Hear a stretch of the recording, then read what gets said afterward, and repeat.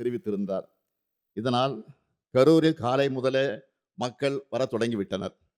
27/9/2025 அன்று அக்கட்சியின் தலைவர் சென்னையிலிருந்து காலை 8:40 மணிக்கு புறப்பட்டு 9:25 மணிக்கு திருச்சி வந்தடைந்தார்.